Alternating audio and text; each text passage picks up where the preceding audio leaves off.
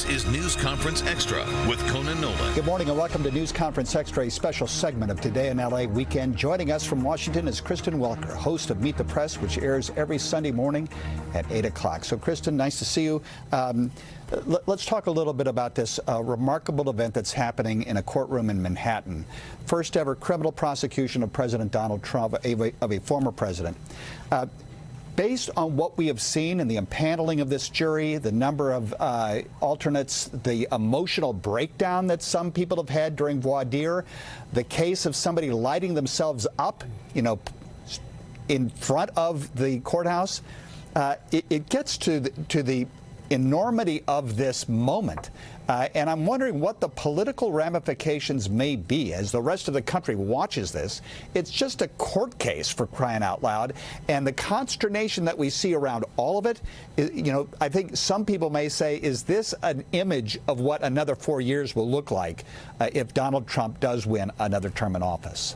Well, I think you speak to the very real reality of the raw emotion that is surrounding this court case, Conan. You're absolutely right. In terms of the politics, I think it's too soon to tell. We know that in the primary, former President Trump used his legal battles to energize his base, to argue that he was the victim of political persecution. He always had a very robust lead when it came to the GOP primary race. But look, things look different now that he's in the general election. We are seeing polls start to really tighten. The question, the X factor in all of this, how will this play with a general election audience, with moderate voters, with independent voters, suburban voters, some of those Nikki Haley voters who Trump really needs to win over if he wants to win in the general election. And then just think about the practicality of this week, Conan. His campaign has always been very clear. He's going to split his time between the courthouse and the campaign trail. But that just didn't happen this week. Trump was in the courthouse 4 out of 5 days. Yes, he had some meetings that day that court wasn't in session, but the reality is he was in court every day this week. President Biden was out on the campaign trail in battleground Pennsylvania talking about the economy. So what will the impact be? It's just too soon to tell you. I can tell you, though, we will have brand new polling coming out on Sunday. Steve Kornacki will be with me to break down all of the key figures. So you don't want to miss that. We should point out that there are plenty of legal scholars on both sides who say this is the weakest case against Donald Trump of all of them.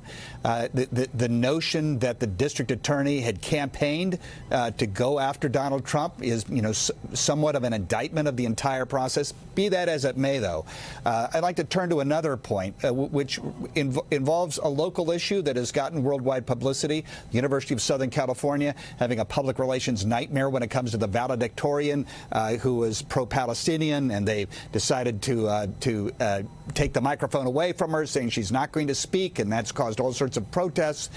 That gets to the other point, which is Joe Biden has a real problem with the Gaza campaign by Israel, with younger voters in this country. It's getting worse.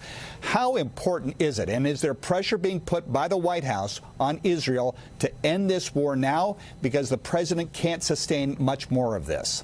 Oh, absolutely. And you've seen it in his poll numbers. It is extraordinary the extent to which the war in Gaza has dragged down his poll numbers, with a growing number of people from the Arab American, Muslim communities, younger voters who say they want an immediate unconditional ceasefire right now. Now, we have not seen the administration call for that, but what we have seen is an increasingly tougher tone with Israel, both publicly and privately.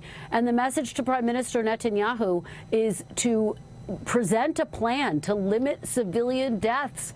President Biden has said that he thinks Netanyahu is making a mistake in terms of how he has carried out this war. At the same time, the United States continues to send Israel aid and weapons, and so that's where the real criticism and pressure points come from. There is no doubt that there is an immense amount of pressure on the Biden administration to do something to be able to show that there have been some results in the Middle East against the backdrop of the growing death toll inside Gaza and the growing humanitarian crisis there, Conan.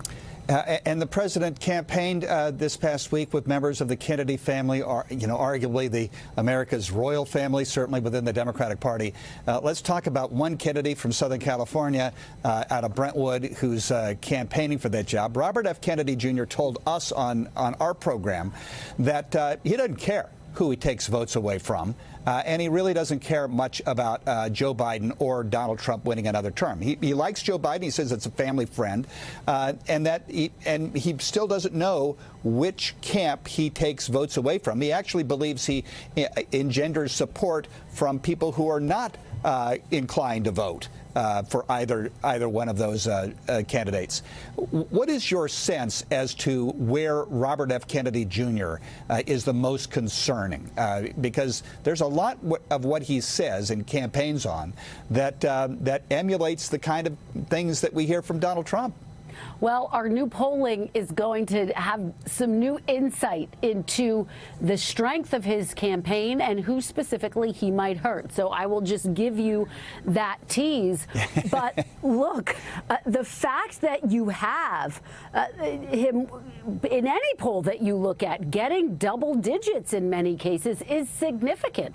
And it should be cause for concern, quite frankly, for anyone in this race. And so that's why, by the way, you're seeing Donald Trump take some jabs at him as well. So I think that both campaigns are watching him very closely. Now, the question is, will he get on the ballot in all 50 states? That remains to be seen. But the bottom line is that, yes, he is going to undoubtedly take voters away from the broader pool. And again, our polling will have some new insight into exactly how that might play out, Conan. So you have the poll. Who else do you have on?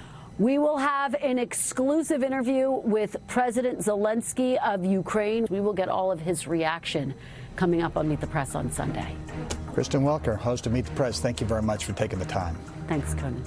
On NBC4's news conference program at 9 o'clock, we talk about the U.S. Supreme Court hearing on Monday regarding the homeless, a critical decision by the Ninth Circuit Court of Appeal that the city of L.A. and the governor says handcuffed their ability to deal with the homeless crisis. Plus, although Paris is just around the corner, we're also thinking about 2028 and the Los Angeles Olympics. We talk with Casey Wasserman, the president of the L.A. Olympics Organizing Committee. That's news conference at 9 o'clock following Meet the Press. We'll see you then.